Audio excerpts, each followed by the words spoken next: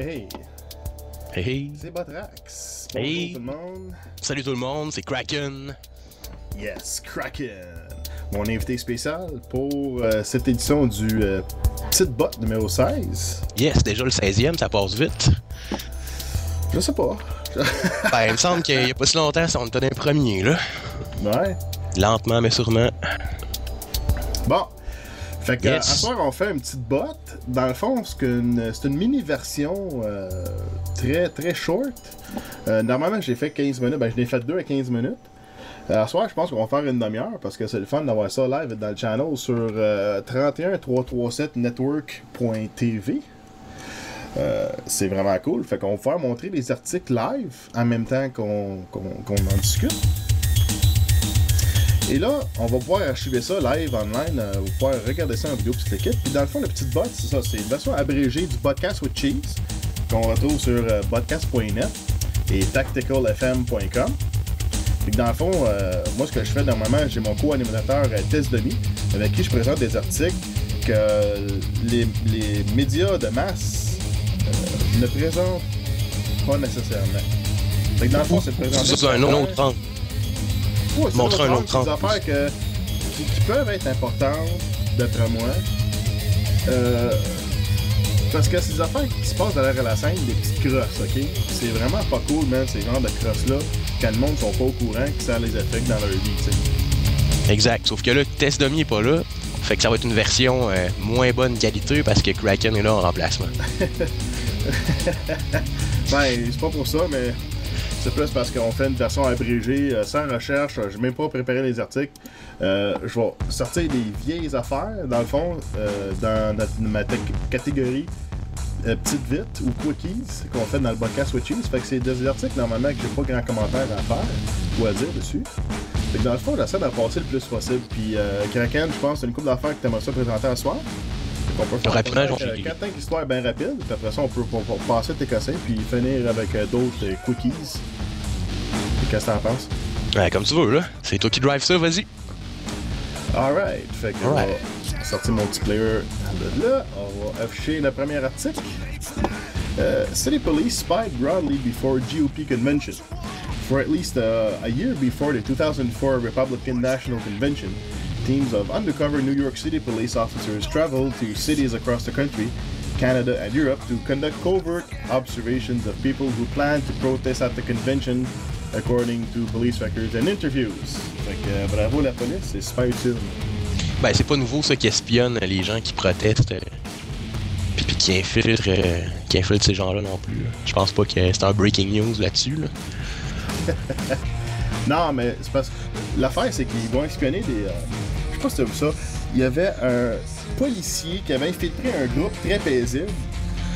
Je m'en souviens plus c'est quoi qui revendiquait ou c'est quoi qui protestait, mais c'était un groupe vraiment très paisible de petits vieux ou whatever. Puis, genre, à chaque fin de semaine, ils se faisaient cuire des cookies, puis ils mangeaient ça en groupe. Tu sais, Ah ouais, ok. Ils parlaient de leur affaire. Puis, il y avait un gars qu'ils avaient infiltré. Puis ils l'ont reconnu parce que il y a Undercover, il est arrivé quelque chose d'autre ailleurs, puis genre il est mort, puis ils ont mis sa photo dans le journal, puis ils l'ont reconnu, puis ils disaient hey man, il était dans notre groupe, puis c'était un cop, c'est quoi cette affaire-là?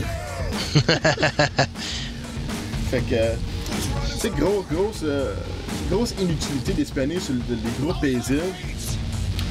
Quand en Yes. fait, on s'est rendu compte que c'est la police qui font de la provocation dans les émeutes, de faire la même dans les manifestations, tu sais. Fait que watchez-vous si vous faites des biscuits en gang ou si vous faites des barbecues puis vous faire ça big. Vous lui faire ça trop big, là, la police peut vous infiltrer. Ouais, mais non, comme tu dis, là, effectivement, là, c'est arrivé. Là, tu parlais de Montebello, justement, là, où que les gens protestaient contre le fameux PSP, je crois. Corrige-moi si je suis dans l'erreur, Botrax. Ouais, entre autres, ouais. Puis, pas celui de Sony, mais le privacy and... Ah merde, c'est quoi donc? c'est... en anglais, c'est SPP, c'est Security and Prosperity Partnership. Yes, c'est ça, le partenariat de sécurité de... Ouais, on merde.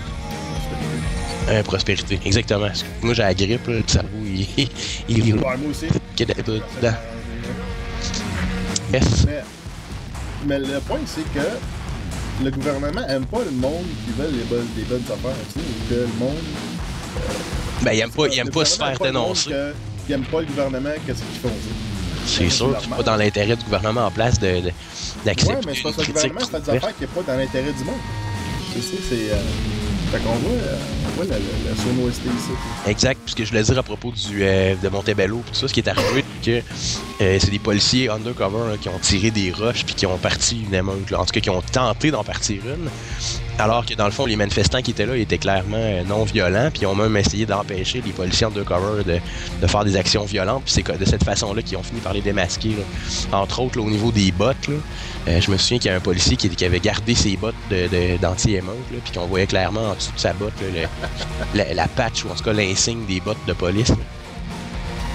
Fait que ouais, ça a fait le front page là, dans plusieurs journaux. Là, que, oups, il y a des undercover qui foutent la marde. Ouais, c'est ça. Fait coupe, on est cave. Ok, suivant next. Yes. S'accomplir au travail rend plus heureux. Hein, tu me dis pas, man. Les travailleurs les plus heureux expliquent que c'est le sentiment de s'accomplir et un environnement de travail sain qui font leur bonheur. C'est logique, là. Moi, je comprends rien là-dedans, man. Voyons donc, ben voyons. J'aurais jamais cru ça. Non, mais tu sais, ça, c'est le genre d'article simpliste, là, ordinaire qu'on sort des journaux. Là, c'est comme... Tu le savais pas, ça. C'est comme... Fallait que tu me crées ça dans un journal, tu sais. Ça, c'est ce qu'on pourrait appeler un article de remplissage.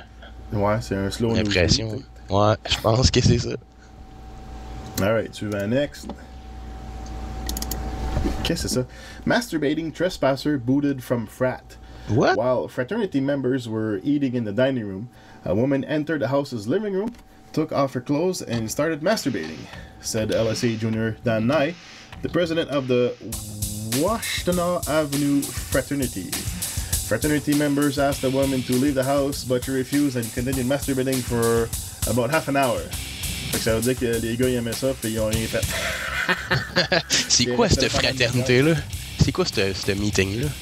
Je sais pas, mais je vais aller voir ça. On va faire un petit road trip. Puis, ouais, d'ailleurs, je mets pas juste des affaires un petit peu élevées. Des fois, il y a un côté, je vais mettre des affaires un petit peu drôles de même. Fait que c'est le fun d'avoir un petit peu d'humour à travers des affaires qui nous font chier quotidiennement. Yes. Ben, c'est bon de se comparer aussi, là, tu regardes des trucs weird qui arrivent, tu te dis, ouais, ben, tu sais, ma vie est pas si pire que ça, finalement. Ok, suivant next. Holocaust survivors seek Nazi files. Witnesses told the congressional panel of their frustration with the long, still unfinished process of opening a secret Nazi archive with millions of files on concentration camps and their victims. Leo Rector, an Austrian Jew who survived the Holocaust as a boy by hiding in basements and attics after his family fled to Belgium and his father was deported to Auschwitz, testified Wednesday. Ben ça c'est bien ça date le 29 mars 2007. Okay. Testified of his incredulity that the information had been kept from survivors for more than 60 years. Of all the public archives in the world, what possible justification can there be to prevent us from learning the truth about what happened to our families during the Holocaust? This information really belongs to us. It's about our lives. Fait que c'est quoi, ils cachent encore des trucs même après la guerre? Il y a encore des archives qui détaillent toutes les opérations, le nombre de victimes ou de travailleurs esclaves qu'ils utilisaient dans les camps de concentration. Les noms de ce nom-là aussi, j'imagine. Ouais, sûrement, mais tu sais, c'est genre... pourquoi faut que tu caches ça pendant 60 ans si c'est à ton avantage de monter cette information-là? À moins que, justement, l'information, comme bien du monde, on reconnaît que l'information qui peut être là-dedans peut être dommageable pour les Juifs qui prétendent qu'il y a 6 millions de Juifs qui sont morts dans la Deuxième Guerre mondiale, quand 6-7 millions, c'était la population totale des Juifs sur la planète, genre, tu sais. Ou peut-être que cette information-là pourrait nuire à des gens qui sont encore au pouvoir. Moi, je sais ça, mais c'est parce que l'affaire, c'est que les Juifs utilisent la grosse carte de sympathie pour dire « Hey man, on s'est fait shafter dans la Deuxième Guerre mondiale, fait qu'on a besoin de votre aide, fait que soutenez-nous. » Fait que c'est la grosse carte là, pour dire que « Hey man, c'est notre carte de pitié, tu sais, puis que c'est ça qu'ils utilisent tout le temps. » Exact, ouais, il y a des... C'est vrai qu'il y a des extrémistes qui servent malheureusement, il y a des extrémistes juifs qui servent d'un peu de cette carte-là, comme tu dis, là, pour extrémiser encore plus, là, parce que ça devient secteur maintenant. Ça fait réduire les chiffres, ça réduirait l'Holocauste. Et à ce moment-là, ben, on aurait moins de pitié pour eux autres. Si tu regardes les States, ils donnent comme 7 milliards par année à Israël, juste parce que. T'sais. Ouais. Fait que, tu sais, en plus, les familles des victimes là, qui n'ont pas cette information-là, tu sais, c'est assez crissant, pareil. Fait que, suivant next. Yes. Google goes back to pre-Katrina maps. Google's popular map portal has replaced post-Hurricane Katrina satellite imagery with pictures taken before the storm, leaving locals feeling like they're in a time loop and even fueling suspicions of a conspiracy. What? La gueule sur un ouragan. Ah, je sais pas si ils trouvent ça, c'est comme. Ça fait trop mal au cœur de voir ça, ou. Je sais pas c'est quoi le deal, tu sais. Il me semble que tu montres qu'est-ce qui est présent là, tu sais. Ouais, c'est louche un peu. Hein. Tu sais, il y a plus de but, là. Ben, peut-être que justement, c'est ça, là, c'est pour pas détruire la fierté du monde qui reste là-bas. Ou peut-être que si tu zoomais trop, tu voyais des cadavres, je sais pas, là. Il y a peut-être des bouts de disgusting un peu, là. Ouais, ça serait peut-être un petit peu trop high-res pour être capable de... Pour voir des corps, faudrait qu'on ait beaucoup d'high-res, sauf que si t'es capable de voir des chars... Non, c'est vrai que c'est plus Street View, là, qui fait ça. Fait que c'est weird. Suivant next. Ouais. Oups. On va la grossir pour tout le monde. De la mélamine dans la nourriture pour animaux. C'est finalement cette substance utilisée dans les engrais en Asie qui a été retrouvée dans la nourriture pour animaux de Menu Foods. Hein, qu'est-ce que tu dis là? La mélamine dans la nourriture pour animaux. Ah, ouais, ok. Fait qu'on a plein d'affaires qui arrivent de la Chine, mais on a vu il y a pas longtemps, on avait comme la même affaire dans le lait pour les enfants. Ouais. Il y avait du plomb dans la peinture utilisé pour peinturer des jouets. Il y avait de la mélamine dans du lait, ouais. C'est pas safe trop. Puis des fois, c'est con, hein, mais ça fait une couple de trucs là, que je regardais justement, entre autres, là, des fois pour mes lunchs, j'essaie de. Surtout ces temps-ci que la grippe là, qui court, là, puis que j'ai attrapé, j'essaie de manger plus de fruits. Là. Puis j'ai acheté des petites cannes de salade de fruits, là. Je pense que c'est Del Monte qui fait ça. Okay. Et en virant la boîte, j'ai vu fabriqué en Chine. Je te dis, j'ai pas trouvé ça safe tout d'un coup de manger ça. Parce que les normes, je serais curieux de parler avec le BOM de ça, le BOM Intello qui était inspecteur là, je crois que c'était pour des compagnies de charcuterie ou des trucs de même. Ouais. Puis en tout cas, il y en avait un rayon à dire sur tout le scandale Listériose. Mais vu qu'il était inspecteur là, en salubrité là, pour l'alimentation, je serais curieux là, de lui demander son avis là, par rapport justement les protocoles de sécurité puis de salubrité là, qu'ils ont en Chine. Je suis pas sûr que ça respecte vraiment toutes les normes qu'on a ici au Canada. Là. Ouais. Attends un peu. J'ai gaffé. J'ai même pas enregistré ce qu'on a fait. Ben, on donne tout. Oui. Ah non. J'ai l'audio, mais j'ai pas parti le recording sur le serveur. Maudit tabarnak. Ok. J'ai l'audio, mais j'ai pas parti le recording sur le serveur. Maudit tabarnak. Ok, fait que là, ça record. Parfait. Ça va mal si on record pas pour le mettre en ligne après, dans les archives. Bon. Ok, suivant next. Rudy Boo Boo Giuliani. A mistake is forgetting to tell your wife you'll be late for dinner. A mistake is misfiling your car insurance bill. A mistake is inattentively showing up for a 10 a.m. dentist appointment at 11 a.m. The parameters of mistake can be meh. However, most decidedly do not encompass your naming a mobbed-up character as police commissioner and compounding said ill-defined mistake by recommending said mobster to the nation's top security guy. Bon, ok.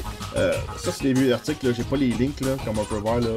J'ai pas le vrai link, là. J'avais trouvé ça sur What Really Happened.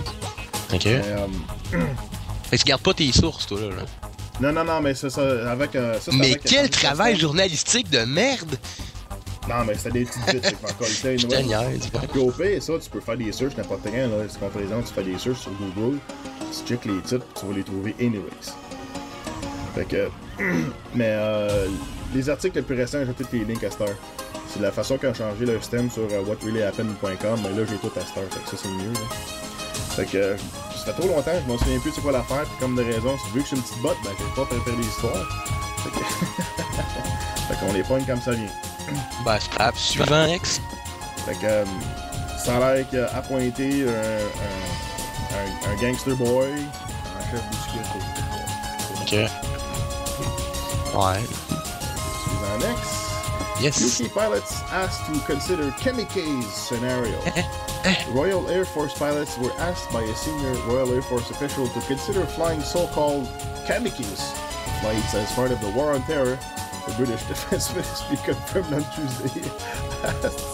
Encore une fois, ça date avril 2007. C'est quoi, ils pensent que les pilotes sont tous suicidaires hein, depuis le 9-1, c'est quoi là? Dans le fond, on pourrait appeler ça ouvrir ses horizons ou garder disponible toutes les options. Ce qui est assez weird comme tactique. Là. En effet. Ben, en même temps, c'est bon qu'ils restent sur le garde puis tout là. On sent que la sécurité, je pense que mondialement a été pas mal renforcée dans les aéroports un peu partout. Là.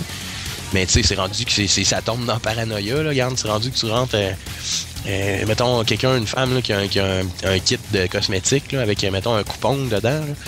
Ben, si tu passes aux douanes avec un coupon, là, excuse, mais c'est construit comme une arme potentielle. Là. Puis c'est pas drôle, là, ils vont te saisir ton coupon, puis ils vont fouiller tout le reste parce pour pas prendre de chance. Là. Ah ouais, ils sont craqués dans la tête. Ben là, regarde, parce qu'il y a des risques, là, tu pourrais détourner un avion qu'un coupon, là, attention. Là. Hey, man, toi là. Tu pourrais dévisser le fuselage, puis. Il y a des crises de limite pareil. Ouais. Moi, quand j'étais passé en France, il y avait. Ils voulaient pas que j'embarque dans l'avion avec le mousqueton sur lequel que je mets mes clés. Hein? Attends un peu, toi, tu parles de. Ouais, tu parles d'une espèce de clip en métal, là, qui avec une espèce de trappe, dans le fond, là, comment je pourrais dire? Ben, un mousqueton, c'est bon, c'est pas c'est quoi, image.google.com, tapez mousqueton, vous allez bien voir. Mais, ils voulaient pas me laisser entrer sur l'avion avec le mousqueton, ben, parce voyons. que ils pouvaient me rentrer trois doigts à l'intérieur du mousqueton, puis m'en faire comme un point inversé. Ah ouais, aïe, ok. Mais tu sais, moi j'ai dit au gars, regarde, entre mon pied dans ta face puis mon petit poing avec mon petit mousqueton, c'est quoi tu penses qu'il va te faire le plus de mal? Hey. Mon pied ou mon poing avec le petit crise de mousqueton en poche? Hey, je pensais à ça, là, quelqu'un qui porte des lunettes, ça peut être dangereux, là, il pourrait enlever les verres, les péter, avoir de la vitre cassée puis s'en servir comme arme. Ben, certain. Hey, c'est dangereux ça, faudrait interdire les lunettes. Moi je connais quelqu'un qui s'est fait interdire une connerie même sur l'avion, je m'en souviens pas c'était quoi. Un petit couteau, un canif, tu sais, un petit couteau suisse bien niaiseux, là. Ok. Comme c'est un coup, c'est le nom, une connerie, là, tu sais. Fait que là, il s'est dit, ah ouais, fait que ben ça, tu m'as servi de la lasagne dans l'avion. Il a pris le papier d'aluminium dans lequel ils ont servi la lasagne. Ouais. Il l'a plié dans une sorte de couteau, même, pis c'était vraiment coupant, là. C'était dangereux. Ah ouais, ok. Fait que c'est n'importe quoi, tu sais. Fait que les pilotes du UK se sont fait demander de faire du kamikaze. On n'a pas la réponse pour savoir si c'est du ou non. Ah, c'est peut-être une nouvelle tactique de la Royal Air Force. Peut-être qu'il entraîne des commandos kamikazes là, pour entrer en guerre avec, je sais pas... c'est peut-être leur excuse pour... mettons, s'ils perdent des avions dans les montagnes à cause du pilot error, peut-être kamikaze. On s'entraînait pour notre tactique de kamikaze ou... Oh yeah! Justifie des crashs d'avion. C'est ça. Ouais. Controversial historian to quit Israel for UK. Ilan Pate, a senior lecturer in the University of Haifa's Department of Political Science, says he is moving to the UK because it is increasingly difficult to live in Israel with his unwelcome views and convictions. Je sais pas c'est quoi ces views and convictions, mais c'est très commun de voir en Israël des juifs qui crachent sur les chrétiens ou les catholiques. Le gars, il était chrétien, puis il s'est fait blaster là-bas. Non, puis... je sais pas. Ok. Mais c'est assez. Il y a une certaine branche là, des juifs là, qui sont assez extrémistes. Là, je pense que c'est les sionistes, ou en tout cas, corrige-moi si je me trompe, Tracks. Là. Mais c'est quasiment rendu là, à ce niveau-là, c'est quasiment rendu sectaire, ces bords là. Ben, si tu regardes les sionistes, ça c'est principalement des, on va dire, juifs en guillemets, parce que c'est pas vraiment une religion juive qui suit, c'est une religion, comment on appelle, du Talmud, qui descend du Zohar, qui est en fait des textes sataniques. Ok, là, je dis ça rapidement, tu peux rechercher ce que je dis là. Puis les sionistes, en gros, ils descendent ce qu'on appelle le 13th Tribe, qui est principalement descend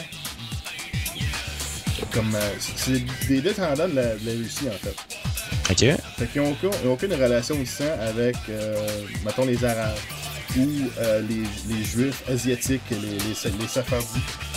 Ok. Puis c'est pas pour rien que quand tu vois des Juifs avec des faces blanches puis des cheveux blonds ou des cheveux pâles, ben c'est parce que d'autres descendent justement de leur ancêtre russe.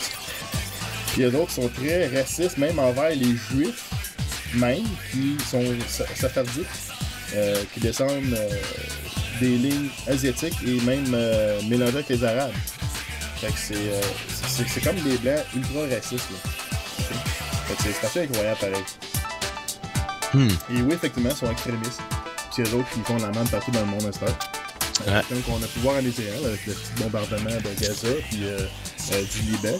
Puis qu'entre autres, ils survolent tout le temps au-dessus du Liban avec des vols non autorisés.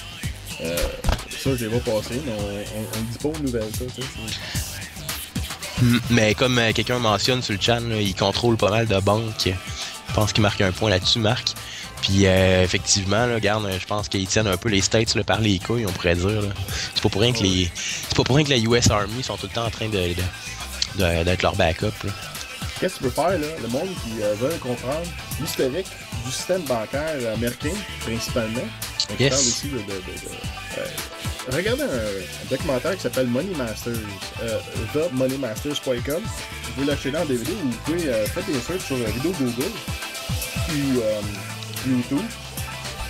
Puis je pense que je l'ai mis en link dans podcast.ning.com, podcast.ning.com.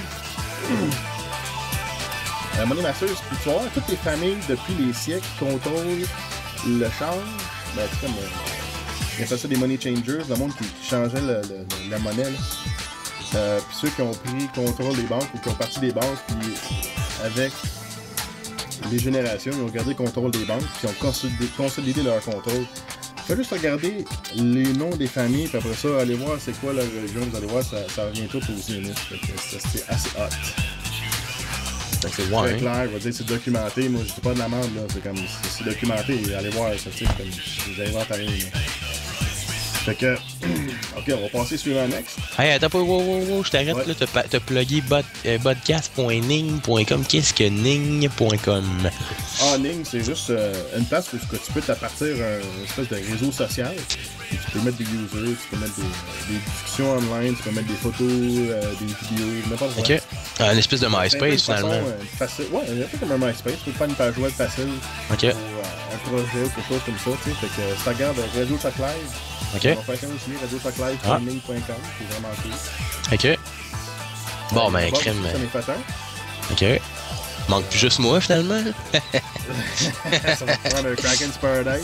Hein, pas le choix, on va suivre la tendance. Sur tacticalfm.com. Ouais. Hey, vite, là, on revient sur ces avions de tantôt, là.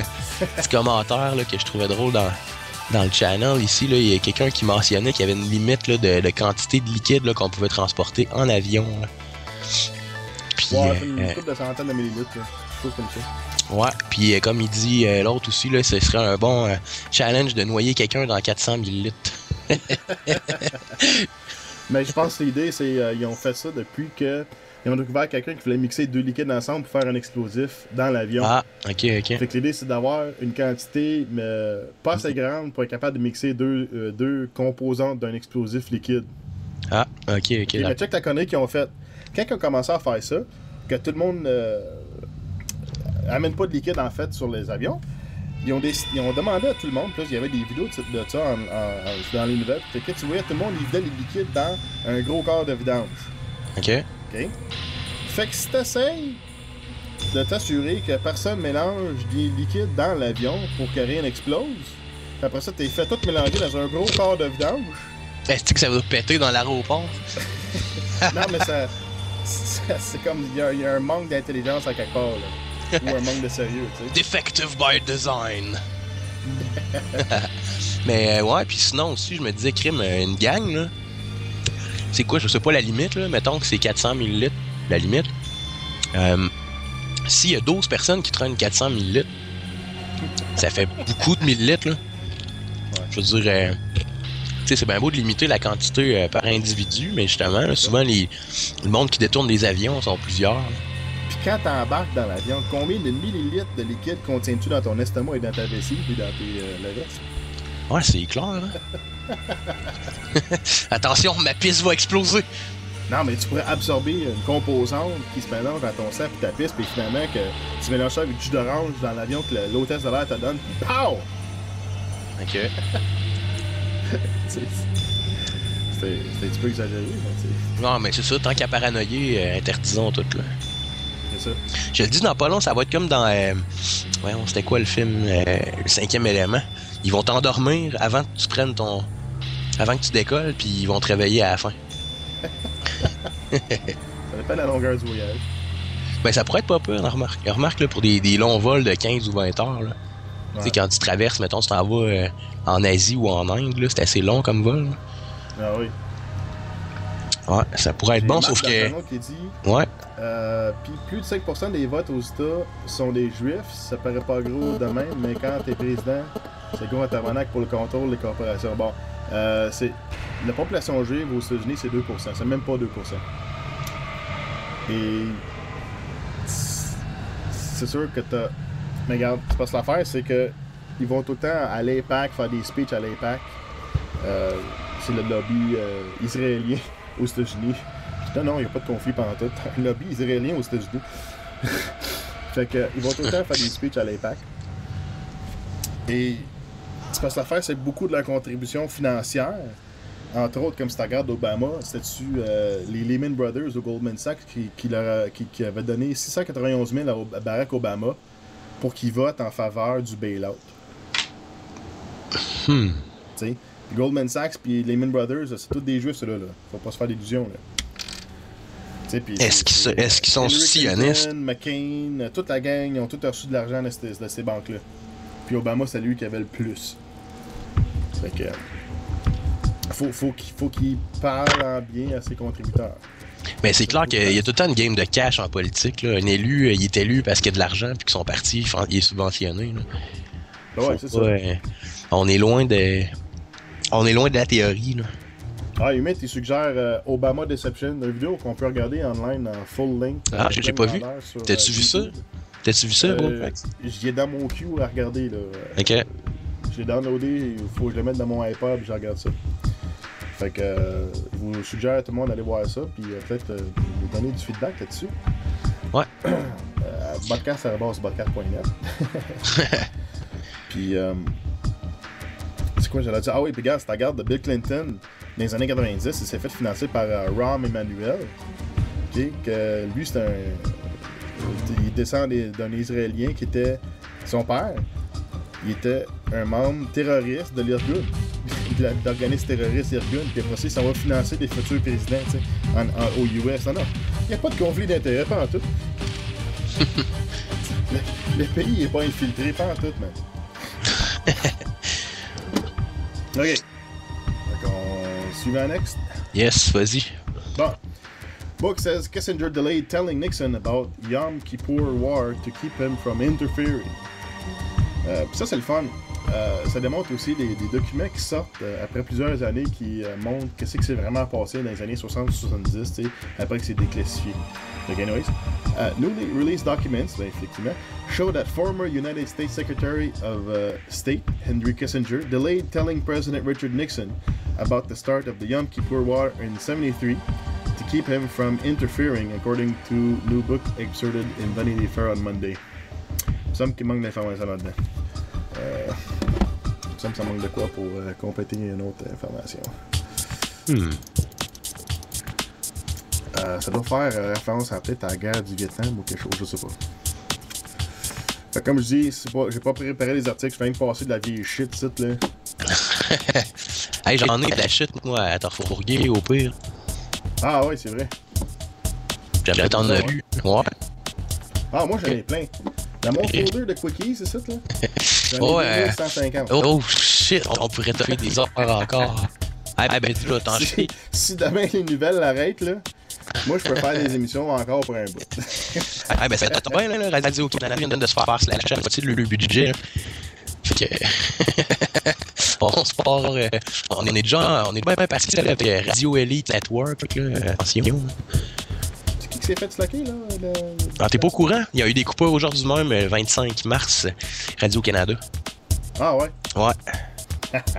Ouais, fait que même dans le public, ça se fait couper, là. Bon, ben c'est correct, on va sortir toutes les nouvelles sur elitenetwork.tv. Exactement. NLTers, il dit 50% des employés coupés. Ouais, français. Ouais, mais tu sais, 50% des employés, là, regarde, je pense qu'ils, juste pour une émission de radio, sont à peu près 30 employés, là, ça a juste plus d'allure, les génériques, là. Tu sais, il y en a un qui monte le volume, l'autre ajuste le pitch, il y en a un qui, tu sais, ça finit plus à donner, là. Si on regarde dans mais tu sais, ça montre le dinosaure de la TV puis de la radio, tu sais, qui sont plus vraiment avec les temps. Regarde, qu'est-ce qu'on fait avec le 31337 Network? Moi, aussi, j'ai un software, man, pour montrer de webcam, pour montrer mes affaires en ligne. Je fais jouer de la Muse. Tu sais, j'étais un gars, je fais tout ça, man. Yes, mais je pense que c'est un peu ce qu'on voulait montrer avec tacticalfm.com au départ avec le projet, là, quand c'était lancé. Là. Non, mais c'est ça, c'est parce que quand les médias font pas leur job, ben ça devient le peuple à le faire. Ça. Exact. J'ai bien aimé la phrase. Il y a quelqu'un qui me dit un jour, un anglophone, qui me dit, pendant que j'étais en train de chialer contre la désinformation médiatique, il me dit, man, don't hate the media, be the media. Puis ça m'a craqué à faire du podcast, là, regarde. Puis lentement mais sûrement, on est en train de se bâtir un network d'informations par les gens, pour les gens. Puis je pense qu'à date, ça fonctionne bien. NLTers, il dit, ça montre que le gouvernement conservateur se fout de la culture française encore, puis qu'il coupe plus dans le français. Je serais curieux de voir les chiffres, là. Je sais qu'il y a eu des coupures aussi au niveau de CBC en anglais aussi, là. Fait que je sais pas si c'est juste Radio-Canada français qui se fait couper, là. Je pense que ça touche aussi la Canadian Broadcasting Corporation. Là, dans pas long, avec ce qui se passe avec TQS, là, on va pouvoir s'embarquer là-dedans facilement, là, je pense. Là. Ben là, je sais pas, c'est rendu... tu sers TQS, là? Si on se cotise, on pourrait l'acheter. On achète ça, on le ferme, puis on rouvre ça comme 31-33-7 TV. Ben oui, si. Ah non, mais ça serait bon pareil. Hey, vite, j'ai quelques news là, sur les shows. Là. OK. Ça te tente dessus? OK. Hey, première news. Une bombe atomique qui perdue il y a 40 ans. Dans un article de la British Broadcasting Corporation paru en décembre dernier, on pouvait apprendre que suite à un écrasement d'un de ses B-52 sur la glace du Groenland en 1968, la US Army aurait abandonné près de la base aérienne de Thule ni plus ni moins qu'un missile nucléaire. Après que les explosifs des missiles aient détonné à l'impact, les têtes nucléaires qui n'avaient pas été activées se seraient par la suite désintégrées dans les glaces. Bien que le Pentagone affirme que les 4 armes nucléaires auraient complètement été détruites selon les investigateurs de la BBC, la situation en serait une tout autre. En retraçant et rapiéçant les fragments, il semblerait que seulement 3 des 4 armes puissent être reconstituées. Cet hiver, un sous-marin de la US Navy devait être envoyé sur les lieux afin d'approfondir l'enquête. Cependant, dû aux glaciations maritimes, la recherche aurait été abandonnée. Cette nouvelle soulève donc un questionnement inquiétant. Est-ce que l'arme atomique perdue se serait désintégrée dans l'environnement? Est-ce qu'elle aurait été récupérée par un tiers parti et revendue sur le marché noir? Dans les deux cas, le résultat est inquiétant. Affaire à suivre. Qu'est-ce que c'est? C'est rassurant, ça, hein? Ouais. Fait que c'est ça, là, on se demande est-ce que la bombe aurait melté dans l'environnement, ce qui pourrait avoir créé du nuke, excuse-moi, mais du nuke dans l'océan, ça doit pas être quelque chose de très de non pollué. Ben, dans l'océan, c'est pas si pire parce que l'eau, c'est un isolant pour la radioactivité. Sauf que moi, je comprends pas comment tu fais pour perdre un eau. Un avion avec des Inuits pendant 60 ans sans les avoir chercher avant ça. Exact. C'est ce qui est le plus louche. Puis tu sais que c'est là, tu sais. Ce qui est troublant aussi, c'est que c'est la BBC, là, c'est des enquêtes indépendantes là, des journalistes de la BBC qui ont déterré cette histoire-là puis qui l'ont mis à jour. C'est même pas le gouvernement américain. Là. Si ça n'avait pas été de la BBC, là, la US Army aurait même pas été... Ben, sûrement qu'ils ont une archive, un file, archiver quelque chose là-dessus, là, mais je veux dire, il n'y aurait pas d'eux-mêmes intenté de fouiller ou quelque chose. Là. Ouais. Hey, sinon, j'ai un autre news suivant next. Découverte d'un temple préhistorique. Le Smithsonian Magazine apprenait récemment la découverte que venait de réaliser une équipe d'archéologues en Turquie. Précédemment perçue comme un cimetière médiéval, la découverte des archéologues s'est avérée en fait être celle d'un des plus vieux temples du monde, le Göbekli Tepe, précédant de plus de 6000 ans l'existence de Stonehenge. Daté à environ 11 000 ans, le site localisé au sud-est de la ville de Urfa en Turquie remet sérieusement en question la théorie voulant que l'agriculture ait créé les villes, puis que les villes aient créé les monuments. En effet, selon leur dernière observation, le site laisserait penser que les habitants auraient convergé ensemble pour créer un monument religieux, qu'ensuite une communauté s'y serait développée et ce faisant, pour des raisons de survie, elle aurait créé l'agriculture. Cette découverte devrait donc apporter de nouvelles théories quant à la formation des sociétés ainsi que sur notre évolution. Ouais. Qu'est-ce que t'en penses? J'ai vu ça avant Noël, ça fait. Ouais, un petit peu, c'est du recyclage, comme je t'ai dit. Non, mais justement, ça date. J'ai vu passer, j'ai vu je trouve ça intéressant pareil. Ça date d'avant les fêtes, effectivement. Regarde, mon ordi a toasté dans le temps. Si tu peux avoir des fêtes, j'ai pas pu continuer ma recherche exhaustive. Sinon, c'est intéressant parce que souvent, c'est ce qui était la théorie dominante, là, c'est-à-dire que dans le fond, pour des besoins de survie, l'humain aurait créé l'agriculture qui aurait fait qu'ensuite, ce serait agglutiné en ville, puis qu'ensuite, la religion serait apparue. Puis là, eux autres, ils tendent à prouver carrément le contraire, là, des gens qui, unis par une croyance ou une cause ou un but commun, se seraient rassemblés, auraient formé des villes, puis par rapport à ça, par le besoin de combler leur faim en tant que gros groupe, en ville aurait créé l'agriculture ensuite. Là. Ouais. Et que ça serait l'inverse, finalement. Mais bon, ça reste une théorie, il n'y a rien de prouvé encore. Mais je pense qu'il est intéressant de suivre ça. Là. Les trucs d'archéologie, ça fait tant bien tricher. Ben, faut pas se surprendre non plus que différentes sociétés auraient pu évoluer de différentes façons aussi. Puis... Exact. C'est un bon point, ça. Hey, j'ai une autre news suivante. Des sirènes qu'on peut sentir. MSNBC rapportait cet hiver l'arrivée d'un nouveau type de sirène pour les véhicules d'urgence. Déjà adopté par la plus grosse compagnie d'ambulance aux États-Unis, en Oklahoma, ce nouveau type de sirène aurait la particularité d'émettre des ondes sonores de basse fréquence, pénétrant les objets jusqu'à plus de 60 mètres.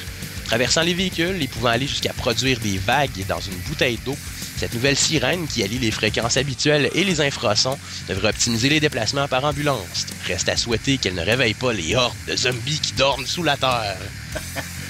Quand t'as dit une sirène qui se ferait sentir, je pensais que tu parlais de l'odeur. Là, je me disais, il faudrait qu'ils mettent une sirène de pète qui ferait des... Ah, t'as-tu vu l'ambulance? Non, mais je la sens, tabarnak! Mais dépendamment de la fréquence, de basse fréquence qu'ils utilisent, ouais. Je sais pas si c'est vrai, ok? Ouais. Mais apparemment, si tu fais du 25 Hz assez fort, okay, tu peux faire vomir le monde. Ah ouais. Fait que c'est un esti de big ass speaker, un subwoofer énorme là, de plusieurs pieds de large ou je sais pas trop quoi, puis tu produis du 25 Hz, là, ça a l'air que tu peux faire vomir du monde. Ok, ça se peut. J'avais vu, vite, j'avais vu 2-3 vidéos sur YouTube, là, ils parlaient des nouvelles armes, là, non-lethal weapon, là, pour de contrôle de foule. Je checkais ça là, dans le temps un peu là, où la crise économique là, a starté, puis qu'on commençait à un peu se demander là, pourquoi l'armée se mettait à soudainement développer des non-lethal weapons. Ouais. Puis là, on se demandait s'il allait pas avoir des émeutes ou des riots ou quelque chose par rapport à ça. Là. Puis, ben c'est ça, dans le fond, ce que j'avais vu, c'est qu'il y avait 2 nouvelles armes, là, entre autres. Là. Une qui est justement là, par rapport à des fréquences sonores. Là. Je sais pas quelle fréquence, mais c'est ça, c'est carrément des gros speakers. Puis c'est soit des ultrasons ou des infrasons. Mais en tout cas, c'est une fréquence qui est pas audible là, à l'oreille humaine. Puis ils garochent ça là, dans un gros crowd de monde, puis le monde fait le tout croche, puis ils se dispersent, là, c'est vraiment instantané. Puis ils ont même poussé ça plus loin, là, ils ont même... sont rendus qu'un espèce de gros canon, c'est un canon à micro-ondes, Puis ils visent quelqu'un d'une foule, là. Puis ils sont capables là, de quasiment le faire cuire de l'intérieur pendant mettons, 0.6 secondes. Là. Ouais. Fait que le gars, mettons, un de ses organes se met à être bien chaud. Là. Ouais. Fait que c'est impossible pour quelqu'un de rester sur place. Puis ils sont capables de... Le range du rayon, il est assez large. Ils peuvent pogner à peu près de 1 à 15 personnes. Ouais, ça c'est fou. Ouais, c'est assez fou pareil. Là. Mettons, tes armes inaudibles, Ouais. ça fait penser un peu au harp. OK. Qui produit pas mal les mêmes effets. C'est qu'ils sont capables avec des basses fréquences. Dépendamment de comment ils dirigent, ben ça peut produire différents effets sur le corps humain. Ça pourrait genre stimuler ou endormir ou faire différentes affaires de même, dépendamment de la fréquence, puis dépendamment c'est qui que ça touche, puis whatever. OK. Donc, tu sais, il y a plein d'affaires qui sont très possibles. Juste avec du son, tu penses qu'on est capable d'endormir du monde avec des fréquences? Ouais, ben ça, si tu commences à affecter, mettons, les brainwaves, tu peux faire plein d'affaires, là. OK. Il y a Humit, dans le channel, il dit, il a déjà lu ça dans le temps des BBH, quand on parlait quand je parlais du 25 Hz, là. OK. J'avais lu ça sur, plus bas encore, tu faisais tomber genre... Plus bas encore, tu fais tomber en genre de sommeil, peut-être genre 5 Hz. Ok. OK, genre. Fait que 25 Hz, tu fais vomir, 5 Hz, tu t'endors. OK. Ah ouais. Il dit que jp-petit.org en parle, mais c'est contrôle de fouille, ça donne une grosse douleur. Ouais. Oui, pour répondre à ta question, Humit, t'es genre clair. Ouais, ben sinon, vite, là, ça pourrait être nice, une espèce de... Je pensais à ça vite, là, c'est nice, tu sais, une espèce de canon qui garoche du bruit à 25 Hz puis qui fait un pitch down à 5 Hz. Fait que le monde, il vomisse puis il s'endorme. Il vomit puis il s'endorme dedans.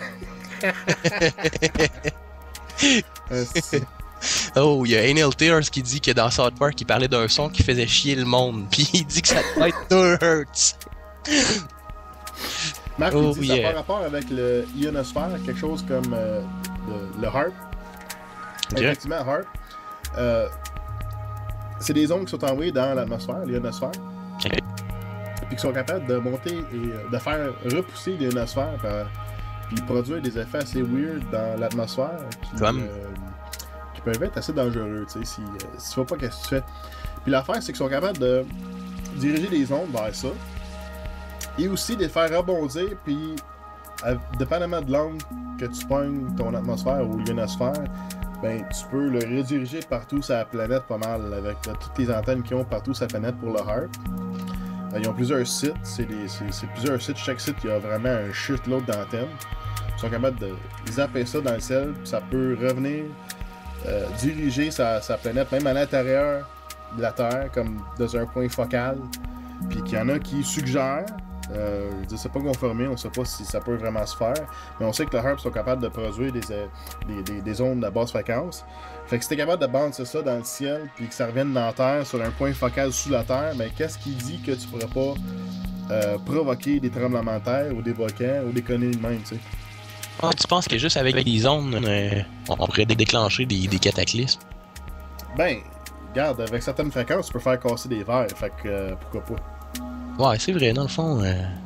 Puis c'est quoi, dans le fond, un tremblement de terre? C'est carrément une onde de choc. Fait que dans le fond, c'est une basse fréquence qui se propage rapidement puis qui fait shaker la roche. Là. Ben, pas mal. Ouais. Contrôle de foule, ouais, sur jp-petit.org, limite de passer des lignes dans le channel. Là, OK. avec photos. OK. Puis oui, effectivement, le HAARP, ça peut servir à plusieurs choses, entre autres, la contrôle de météo, comme Marc suggère, ça, là. RFID, ouais. RFID, comme Max suggère, c'est juste pour des identifications à petite distance, à plusieurs, comme une coupe de pieds, tu sais. C'est quoi RFID? RFID, c'est des tags, c'est un peu comme des barcodes, mais wireless. Ok, une espèce de... comme le Speed Pass chez SO, là. Oui. Ok. C'est une genre d'affaire de même. Ok. Ce qu'ils veulent faire avec le RFID, c'est mettre ça sur tous les produits qui vendent dans les magasins. Puis le monde se sont révoltés. Walmart avait commencé à faire ça. Gillette avait commencé à faire ça avec leur rasoir. Mais pourquoi quelqu'un en révolte? Mais c'est parce que l'affaire, c'est que bien ça. Si Et pour l'instant, c'est pas pratique parce que les tags RFID, ils ont une trop petite portée pour être capable de faire ça. Mais mettons, exemple, dans le monde idéal dans lequel ils veulent proposer, eux autres, là. T'achètes tous tes produits au magasin, puis on t'a des tags RFID, puis t'arrives à la maison, puis ta maison est remplie de tags RFID. Fait que tout ce qui manquerait, c'est que les autres passent avec un camion dans tes rues en avant de chez vous. Puis ils ont l'inventaire complet de ce qui se passe chez vous. Que t'as dans ta maison. Ben, c'est un peu. Qu'est-ce que t'as dans ta maison? Je me souviens, il y a une couple d'années, il y avait IBM, si je me souviens bien, qui avait une annonce dans ce genre-là. T'avais un gars vraiment louche en trench coat qui se servait, là. Il y avait un trench coat, puis il se mettait de la viande, là, il était au supermarché, puis il remplissait son manteau de steak haché, là, emballé. Puis à la fin, il sortait, tu sais, ben il payait pas, c'est ça l'affaire. Il sortait de l'épicerie, puis ça sonnait pas à la fin. Ouais. Parce que justement, il y avait tous les produits qu'il avait pris sur lui avaient justement une technologie un peu comme le Speed Pass chez SO. Là. Ouais, je m'en souviens de fait que en sortant, il savait il était qui, puis il savait qu'est-ce qu'il y avait sur lui. Fait qu'il calculait qu'est-ce qui était pas à lui déjà, puis il chargeait. Fait que t'as le garde de sécurité, tu dis « Hey, qu'est-ce que tu fais là? » Le gars, il s'en réveille. Tu vois le garde de sécurité, il donne son reçu. T'oublies ton reçu, Bob. Ouais, c'est ça, c'était ça le punch, exactement. Je me souvenais plus du punch, mais c'est en plein, ça. Fait que dans le fond, c'est un poussé à l'extrême. A priori, comme ça a l'air cool, mais poussé à l'extrême, comme tu dis, ils scannent ta maison, puis ils savent exactement tout ce que tu possèdes, là. Ouais. NLTR se dit, ben un tremblement de terre, c'est des plaques tectoniques qui se poussent ensemble. Je crois pas que des zones peuvent créer des tremblements de terre. Ouais, c'est un peu, quand deux plaques tectoniques s'accrochent puis se heurtent, dans le fond, ce que ça crée, c'est une onde de choc. Puis c'est ça, le tremblement de terre, dans le fond, c'est l'onde. Exactement, c'est ça. C'est une espèce d'onde basse fréquence qui voyage bien vite, puis qui fait shaker toute la roche puis le sol aux alentours, là. C'est pas pour rien, il y a des tremblements de terre. De générer des ondes de choc, mais c'est quoi tu peux faire avec ça, tu penses? Ça fait que c'est louche. Je me souviens, je pense que ça fait 2 ou 3 ans peut-être, il y avait eu un tremblement de terre à Québec, là, dans le coin du fleuve, sur le bord du fleuve, ça avait craqué. On pense que le fleuve s'est affaissé ou quelque chose du genre. Et puis l'onde de choc là, s'est répandue jusque dans le coin de Trois-Rivières. Je m'en souviens, ce soir-là, ça a shaké chez nous. Puis environ 5 à 10 minutes plus tard, là, ça tremblait chez un de mes amis dans le coin de Trois-Rivières.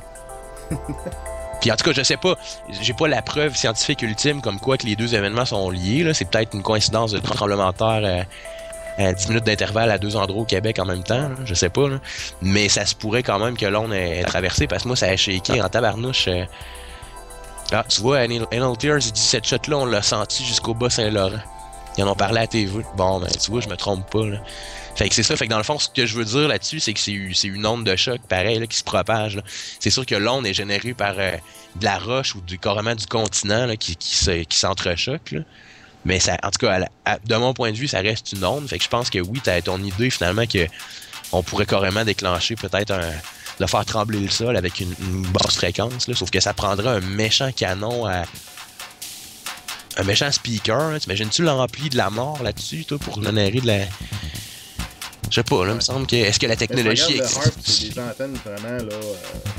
c'est d'une puissance extraordinaire pour les espèces d'ondes radio qui garagent dans le ciel. Puis, tu sais, si t'es capable de les faire bouncer, puis, tu sais, juste avec la radio, tu sais que la nuit, ça marche toujours mieux parce que les ondes rebondissent dans le ciel. Puis la radio, ça marche toujours mieux le soir parce que les ondes rebondissent. Je veux dire, ça, c'est connu dans le monde de la radio. C'est que si t'es capable de les faire bouncer dans le ciel, puis après ça, les faire concentrer dans un point central en dessous de la Terre, ben c'est quoi tu pourras faire, tu sais? C'est assez... c'est une idée assez particulière. Vis-à-vis des RFID, Humit, il dit je passe devant chez toi et je sais que c'est une TV sans pouces à voler. Ouais. Assuré. Marc, il dit les RFID sont rendus dans les credit cards aussi. Oui, effectivement. Fait que ça a été démontré aussi avec la technologie wireless ou RFID comme ça, que quelqu'un pourrait se promener avec une valise.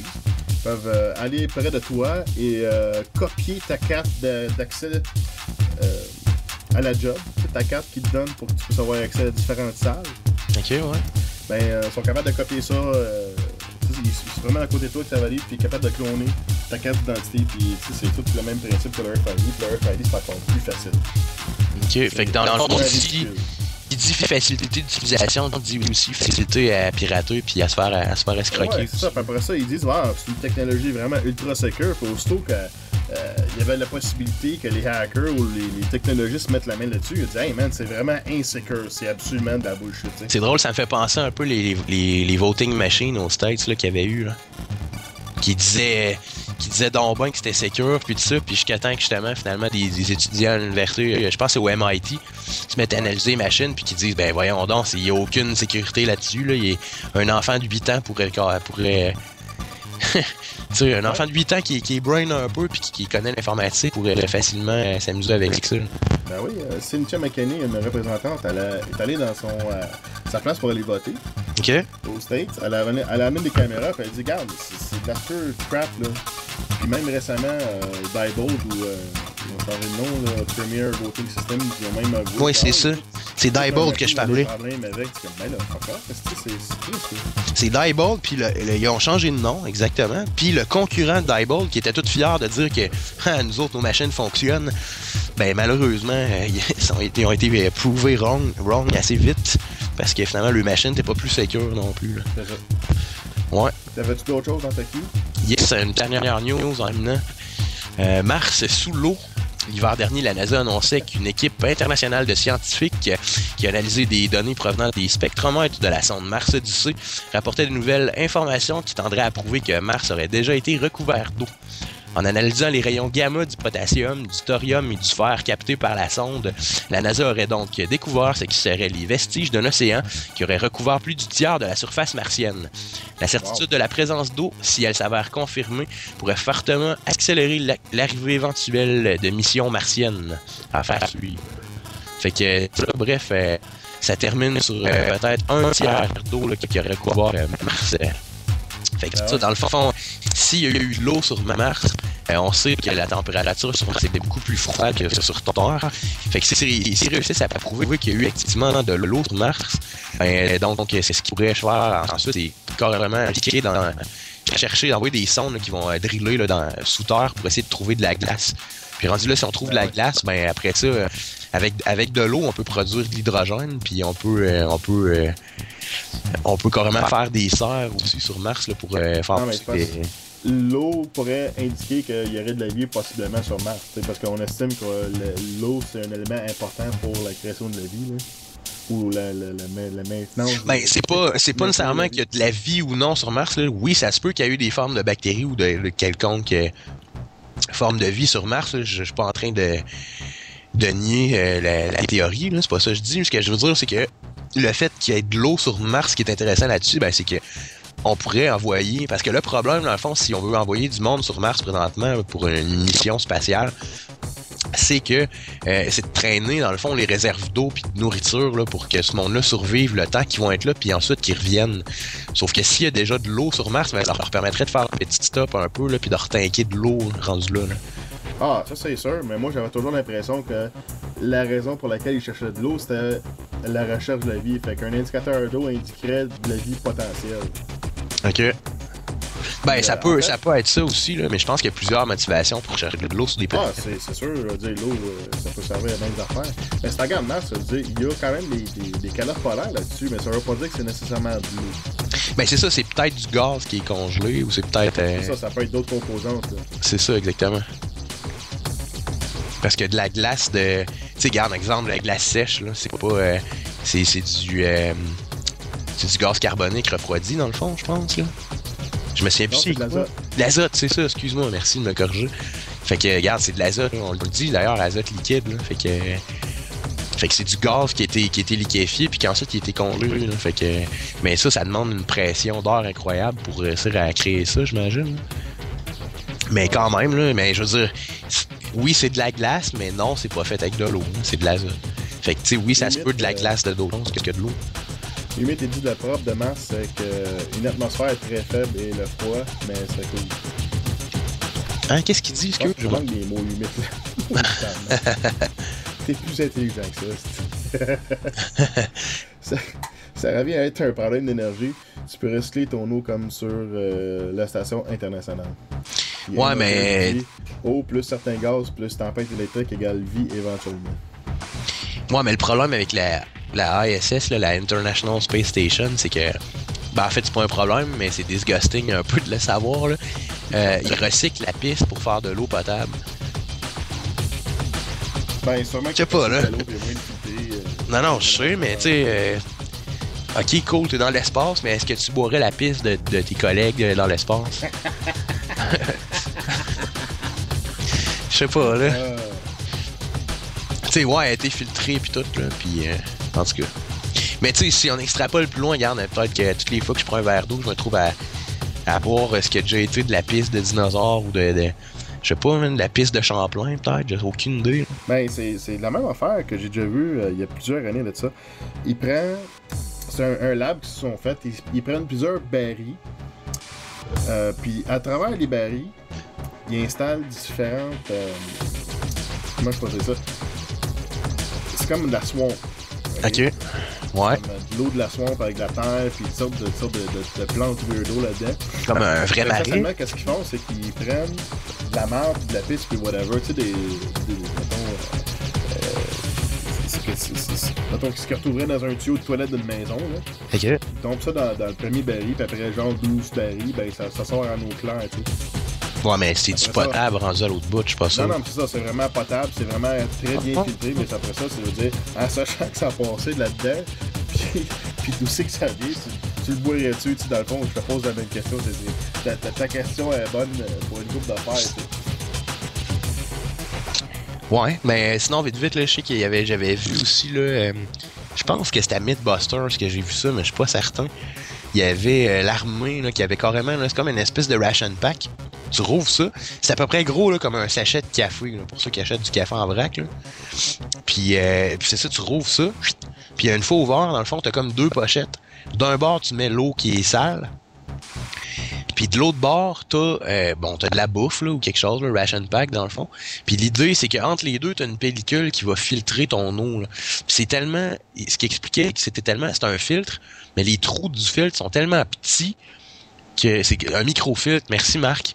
C'est ça, c'est tellement petit les trous que finalement, ça laisse passer seulement les molécules de l'eau et rien d'autre. Fait que tu peux carrément prendre, justement, là, tu parlais de ta swamp pis tout, là.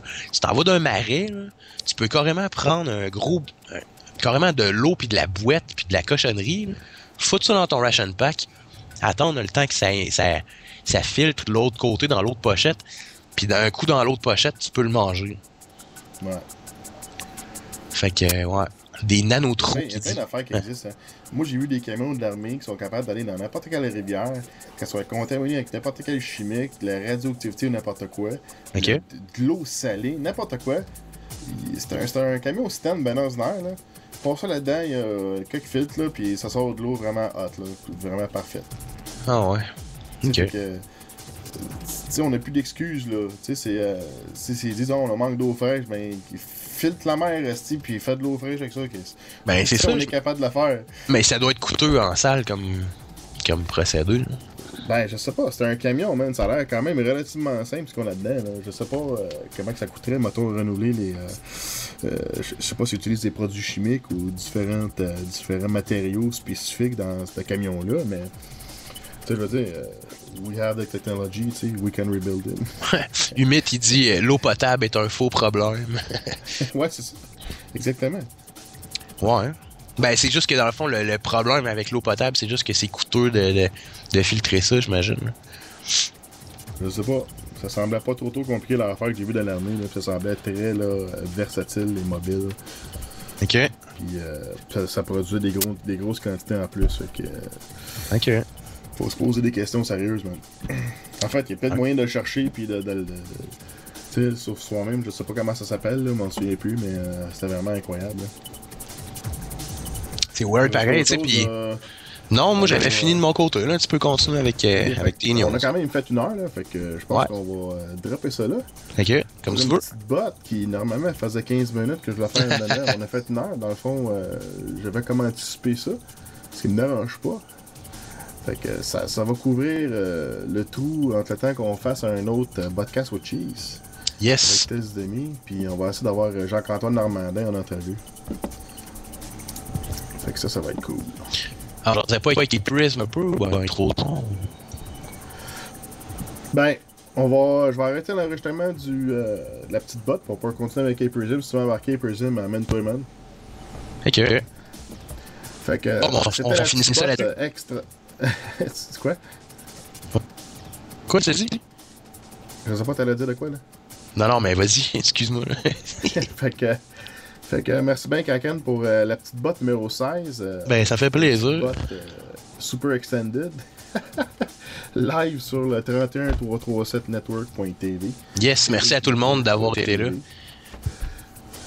Fait que, ouais, c'est ça. Pour la plupart des articles, on a pu les montrer, là, à part ceux de Kraken. Mais, ouais, la prochaine fois, si t'en as de même, envoie-moi les, je vais pouvoir les montrer live. Ok. Sur la cam. Fait que ça va être bon, ça. Ok, on va faire ça la prochaine fois. Bon, ben, merci à tout le monde. Fait que, yes. c'est un wrap. Fait que ça va être disponible plus tard en audio sur podcast.net dans une couple de jours. Puis, vu que j'ai scrappé l'enregistrement, mais je vais repatcher ça au début, je vais mettre ça en live. Ça va être on demand dans la section on demand du 31337network.tv. Excellent. Sinon, moi, j'en profite pour dire à tout le monde que d'ici pas trop longtemps, je devrais avoir une workstation up and running. Donc, le KPR numéro 9 devrait surgir sur le tacticalfm.com. Donc, manquez pas ça. Surveillez le tactical. Alright. Fait qu'on reste live pour un petit bout. Aperzim va se joindre. Fait que moi, j'arrête ça pour la petite botte. J'arrête l'enregistrement. Fait qu'on reste là pour un petit bout. Yes.